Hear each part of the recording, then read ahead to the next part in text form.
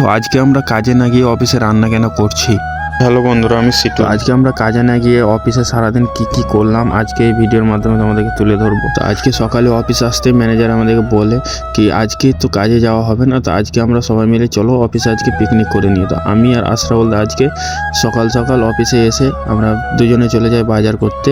তো দেখো আমরা বাজারকে চলে এসেছি, বাজারকে এসে এখানে বাইকটা আমরা রেখে দেবো। তো বাইকটা রেখে আমরা এখানে কিছু সবজি কেনাকাটা করে নেব। তো আশরাফুল দা এখানে দাম দর করছে। তারপরে আমরা চলে এলাম মুদিখানার দোকানে। মুদিখানার দোকানে আসার পরে আমরা সব কিছু সামানপাতি নিয়ে নিলাম। সামানপাতি নেওয়ার পর সবকে বিল করে আশরাফুল দা এক এক করে ব্যাগের মধ্যে ভরছে আর আমি ভিডিও করছি।